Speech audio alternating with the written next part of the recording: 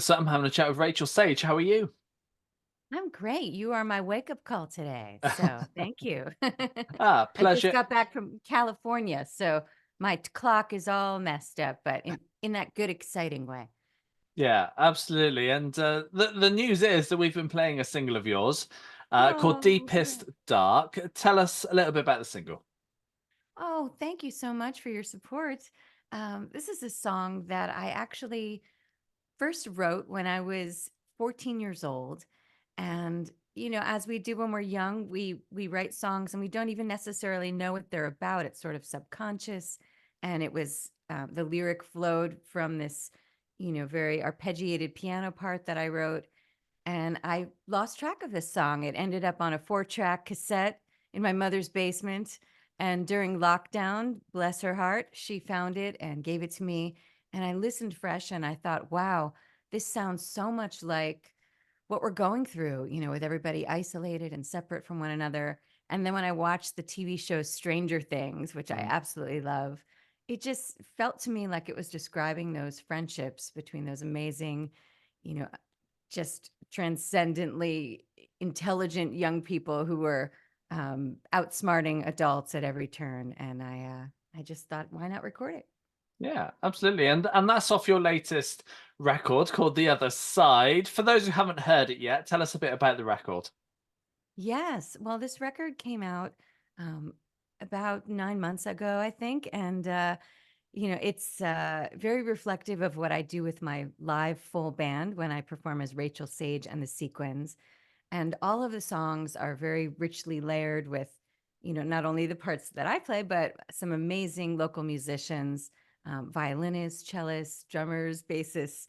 And there are even some special guest appearances by members of Howard Jones's band, because I was lucky enough to tour with him over the last few years. So it was a labor of love for sure. And I'm not sure if you know yet, but there's going to be a companion acoustic album coming out with all these songs with very stripped down acoustic arrangements on May 17th. So folks can look out for that as well. Amazing. Excellent. What's the reason behind doing the stripped back and acoustic version of this record? Why do we take our clothes off before we go to sleep? I think it's just about wanting that intimacy that I have with my listeners when I tour. A lot of folks come up to the merch table and they say, I won't attempt to do a UK accent, but in America, they say, "Hey, why don't you have something more similar to what I'm hearing here tonight?" And I scratch my head and I think, well, as a producer, I love using the studio like an instrument. It's another member of my band. I'm a very Beatlesque type of arranger, and I want everything but the kitchen sink, all the ideas in my head. But, I heard that request. And so rather than just muting things and taking things out, I decided to do it the hard way and start completely fresh. And there were a lot of artists who influenced me doing recordings like this when I was coming up in the scene, like Sarah McLaughlin. I remember listening to her acoustic recording of Fumbling Towards Ecstasy, and I actually preferred it. I loved that I could hear, people creaking in their chairs and then playing live in the studio and not fixing the mistakes. And there was just that immediacy to it. So that's really what I was trying to capture with that forthcoming album, which is called Another Side. See what I did there? Mm. Yeah, absolutely. Yeah. You've been releasing music for many years now. How has the music and how have you evolved since your first release through until now?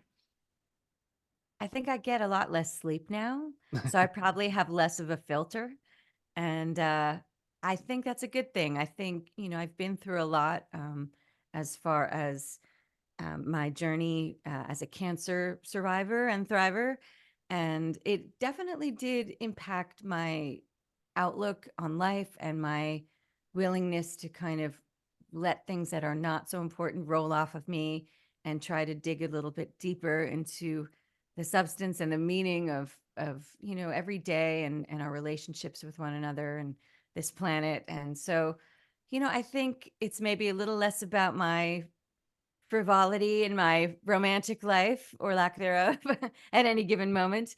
and hopefully more about connecting with other people and listening to other people's stories and trying to recount them in a way that, just gets to the heart of what's beautiful about being human. We seem to focus so much on the negative day in and day out, and I can certainly bear witness, even at my darkest hours, struggling, these last 4, 5, 6 years. Mm. There have been so many helpers, as we say, who have just reminded me how beautiful we can be to one another. And so that's really what I'm trying to capture for the most part. Right.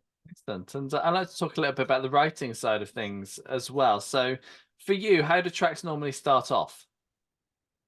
Well, I don't usually start off with a track.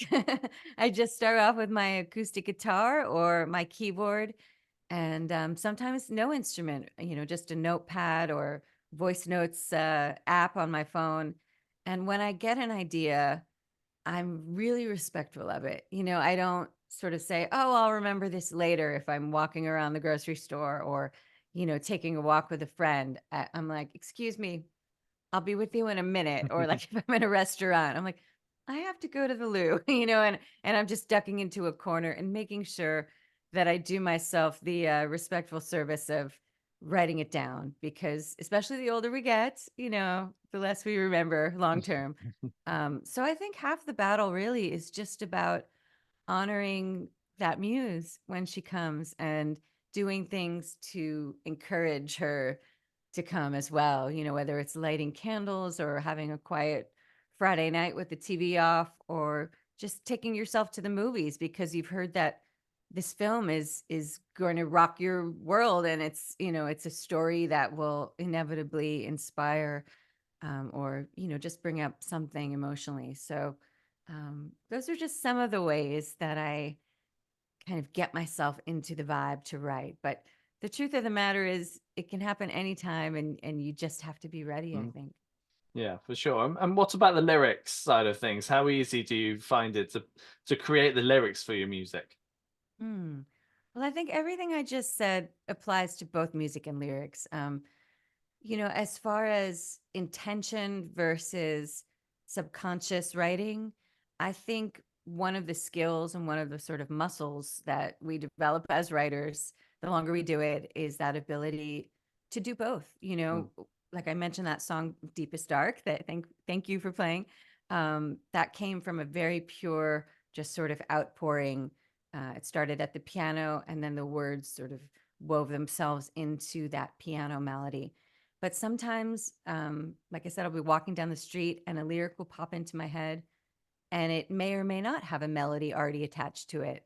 So sometimes they come together.